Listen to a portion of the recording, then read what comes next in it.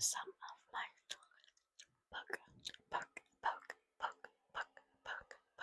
It's called The Obsession. Boy meets girl. Boy stalks girl. Girl gets revenge. Dun dun dun. It's by Jesse Q. Sutanto.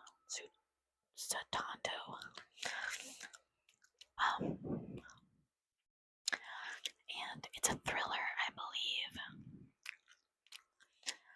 It's a thriller. I don't love it. It's kind of a book that I've picked up and put down, picked up and put down, picked up and put down. But I just thought that I could read a little bit. Let's start with the back, so you can get like a synopsis of what it's about. And please don't mind. This is paint. I wanted something to hook my little microphone to, so I could stop switching hands and making loud sounds within loud sounds. So I hope this is a little bit better. I eventually will maybe get like a stand-up microphone, but right now this is what's in the budget. So let's read it. The back. It says, Logan thinks he and Delilah are meant to be. Delilah doesn't know who Logan is. Logan believes no one knows Delilah like he does. He makes sure of it by learning everything he can. Watching her through a hidden camera, some might call him a stalker. Logan prefers to be called romantic.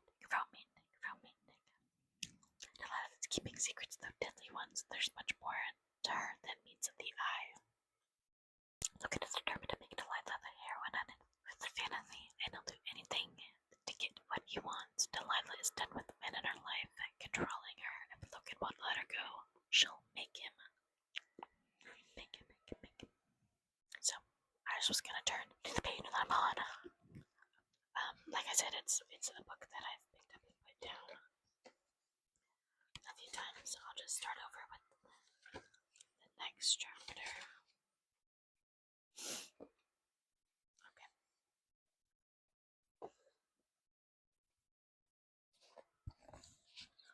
It says chapter 10, Logan. By the time we finished our breakfast, it was time to go. Delilah mum was thinking about getting the bus to get to school, but he couldn't tell her wasn't in it. We both knew. I would insist on driving us to school. Me and her mom would riding the bus was ridiculous, given I had a car. I was also going to drink until we walked in the house with Delilah's mom telling me I was welcome into their plates anytime. Anytime, Logan, when you're tired of boarding school food.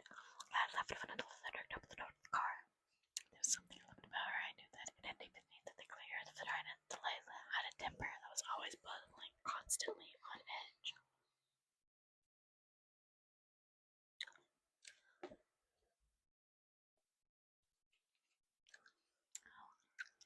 Just constantly on edge of erupting. It was a privilege to know the side of her. The fact that she kept it in so well that nobody else knew about it. Nobody but me. Months down the road, when we'd be solidly, definitely in a relationship. Because of her temper, I couldn't wait for that to happen. To have Delilah be comfortable enough to show me everything, although Fred had actually been in it for so long. But for now, I couldn't let the spark get the better of her. She wasn't thinking straight.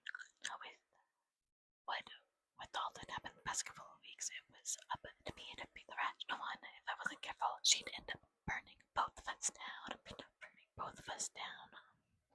Let me get more comfortable. Give me 1 second. Okay, that's much better. But sure enough, the moment we were ensconced in the cocoon of the car, after finger images and his to never show up to my house again, you freak.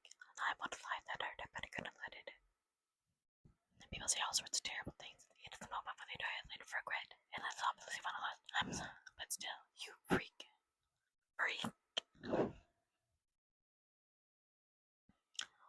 It was something Mom called me when she found out my Sophie box transfer. Oh, it's not gonna be an understanding, but Sophie's strip back.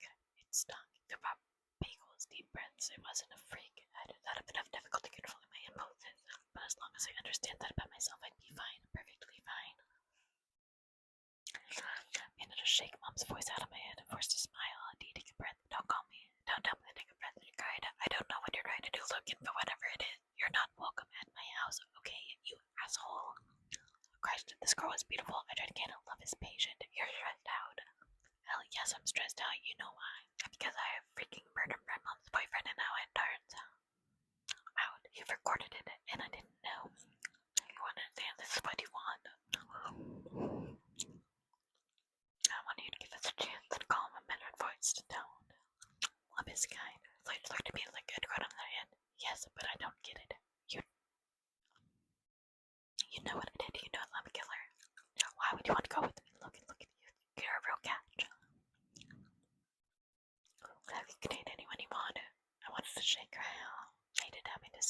listen to her say these things because what was she really saying? You can date anyone you want.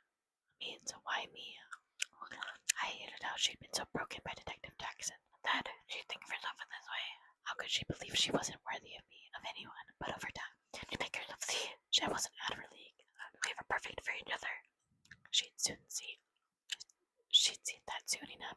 I looked her straight in the eye, watching again. I wanted to date you.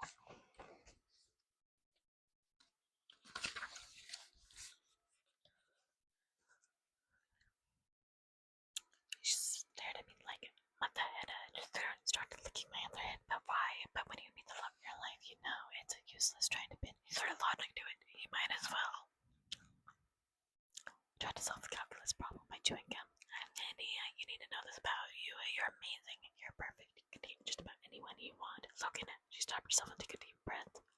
When she spoke again, her voice was lower, but there was tremor in it. You don't know me. You can't possibly know that you love me.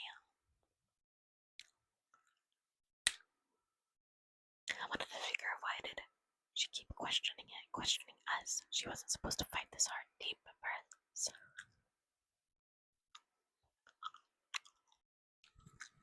Look, I get it. It's gonna take some time for you to accept that we're meant to be together.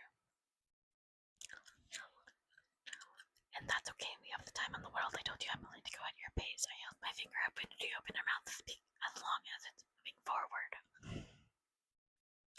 She sat there for a while, staring at me, breathing hard, and my chest tightened with guilt. This is what I wanted. The last thing I needed was for Delilah to fear me the way that she feared Detective Jackson. I had to make her see how I was nothing like him.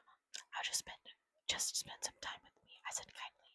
And my heart ached because Delilah wasn't used to kind, wasn't used to being handled with tenderness. You'll see, it's really not as hard as you think. And she didn't answer me, only turned her head. So she was looking at the windows. I started the car and turned it left. Stereo. Her favorite song came on. She glanced at me, her forehead clearing for a split second, and I smiled, hopeful. She scowled and punched lower. I can't talk. She scowled and punched the power button on the stereo. You probably didn't know about panicking until you stalked me, she snapped. She turned back at her. On me once more, I had to laugh. The fire inside her, unbelievable. I was so glad Detective Jackson hadn't managed to stamp it out of her. She was still my Delilah. When we go to school, Delilah sat silently and watched as kids streamed into Wheeler Hall. You ready? I asked. They're gonna see me coming out of your car, she said flatly. I waited for her to continue, and it's become obvious she wasn't going to. I said, and they're going to think we're together. It's that such a bad thing. Delilah glared at me. If looks could kill, I would be filleted and chopped into at least 10 different chunks before being fed to wild animals. And honestly, I could kiss her for being such a firecracker. And when she finally spoke, she said the words, slowly enunciating each syllable as though I were a complete airhead. I do not want to be in the limelight at school. Surely you can understand that, given my circumstances. I took her hand, ignoring the girl, and when her skin touched our relationship will be the perfect cover. Nobody's gonna think of Detective Jackson. And then just as an incentive, I added, unless you want them to. Damn, I felt like an asshole bringing that up, but I had to remind her of what a huge secret I was keeping on our behalf. What a big deal it was that I had seen what she did and loved her in spite of it, and maybe I loved her because of it as well. Sorry.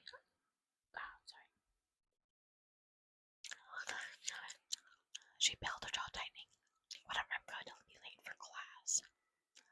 I'll see you at lunch, I said, trying not to stare at her lips. Trying not to freak her out, even though they were begging to be kissed. She paused. If we don't sit at the same table for lunch, I grinned. We do now. I parked the car and we headed to the sunshine together. I walked in next to her casually, the way a friend would. I didn't stare at her with thinking adoration the way I wanted to. I walked benightly, sexlessly, and I waved goodbye to Liza when we got to the lockers.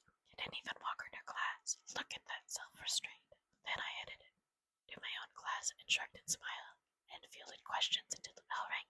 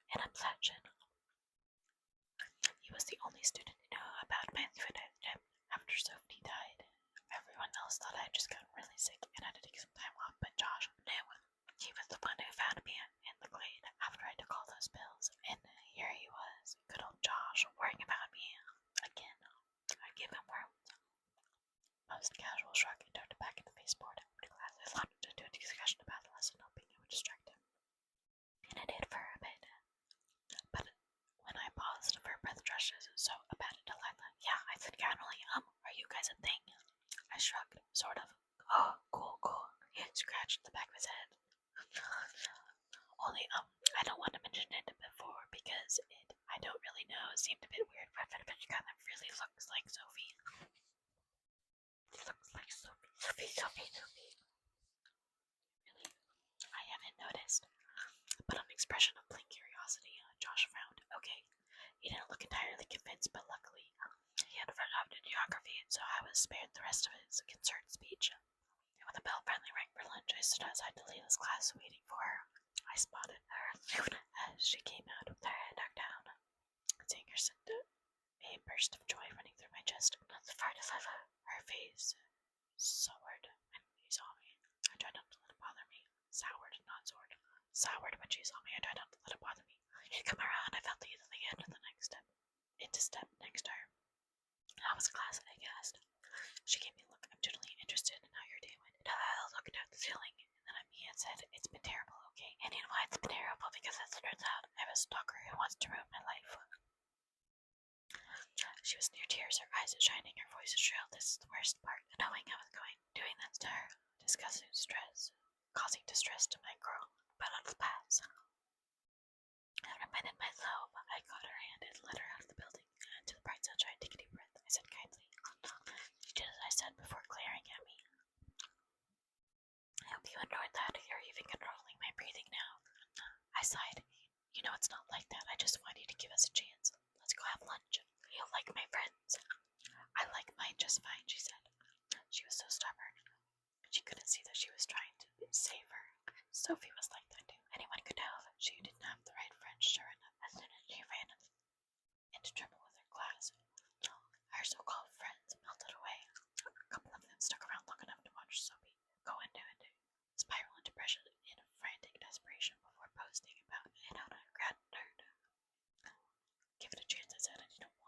I didn't wait for a reply before taking her hand gently but firmly and leading her into the cafeteria. No, I spilled out, almost stiffening, and Delilah instinctively clapped my hand. I gave her a reassuring squeeze and said, "Just keep walking. You'll be okay." Even on normal days, the cafeteria was a lot to take in. The air boiling with students yelling, babbling, laughing over some text or picture or video on their phones.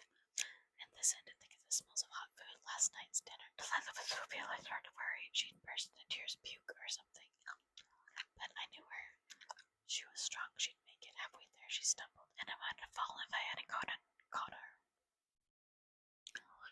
The voices around became excited murmurs, an almost physical cloud that clung to us like a sticky mist. Breathe, I whispered. She took in shaky, deep breaths and kept going. I'll read one more. Oh, perfect. It's the last page before the next chapter. Near the center of my tables, my friends looked up at the conversation, lulled to a halt. Hey guys, I said. Their eyes moved from my face to Delilah's to our hands, still linked together tightly. Another flash of concern from Josh. Had been wrong about him. Did he tell everyone about my thing for Sophie? My unfortunate incident. Monty was the first to break the silence. Hey, she said, smiling. She always was the sweetheart of the group. I'm Monty. I know, said Delilah. You're in Miss Holston's class too. That's right, you always have the best answers. Come on, take a seat. Monty slid over and patted the spot next to hers. I wanted to sag with relief. I gave her a silent nod of thanks as Delilah let go of my hand and wanted to sit next to her. Monty's invitation broke the ice. The other two girls leaned across the table as soon as Delilah was swallowed up in their conversation. I took my seat next to Josh. He leaned in close, lowered his voice. So it's official, huh? We glanced at Delilah, caught up in the conversation with the girls, and Josh said carefully, she seems cool. You have no idea. So that is just a little bit of the obsession.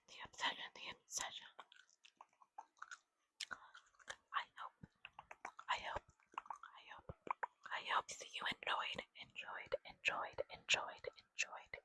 this video. And it took you on to Slumberland.